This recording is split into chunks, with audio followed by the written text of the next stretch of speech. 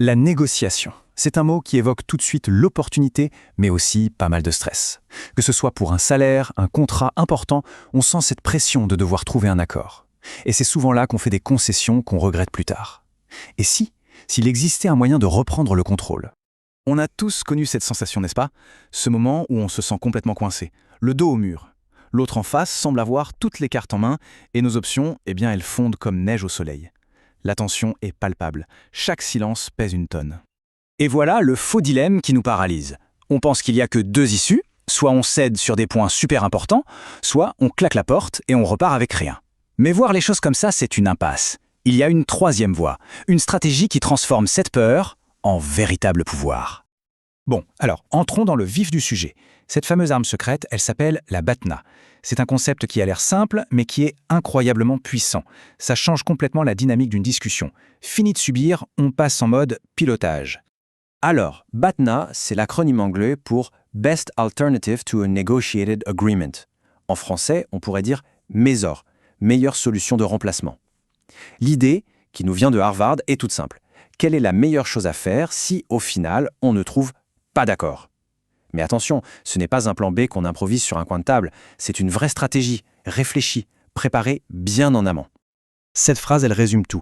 La BATNA, en fait, ça devient notre point de référence, notre maître étalon. Avant d'accepter n'importe quelle offre, la seule question qui compte vraiment, c'est est-ce que cette proposition est meilleure que ma BATNA? Si la réponse est non, la décision est déjà prise. C'est aussi simple que ça. Alors, concrètement, comment on fait?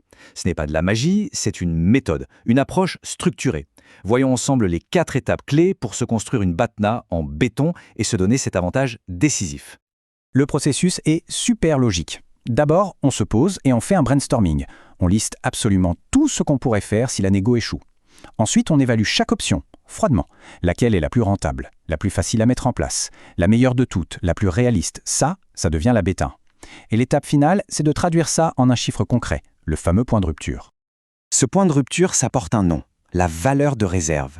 Et attention, ce n'est pas une vague idée, c'est le plancher absolu, la ligne rouge à ne pas franchir.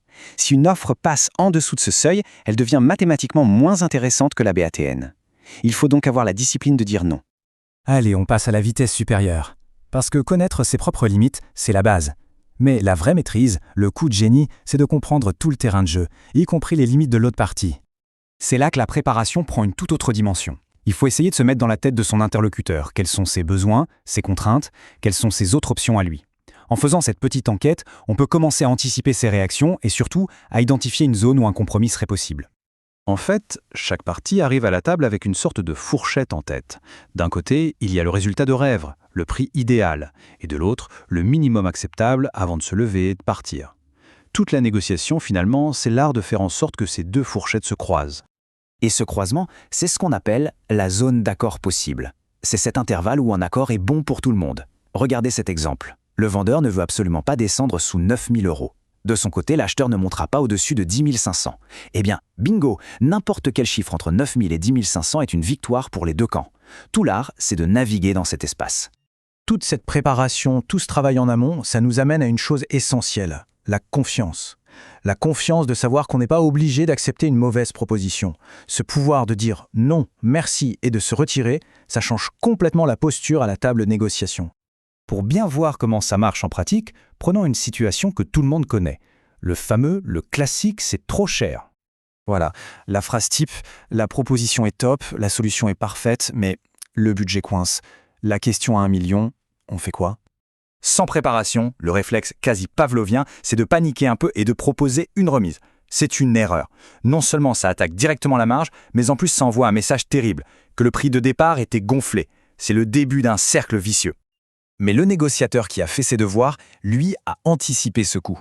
Sa BATNA, ce n'est pas forcément d'aller voir un autre client. Ça peut être une alternative sur les modalités.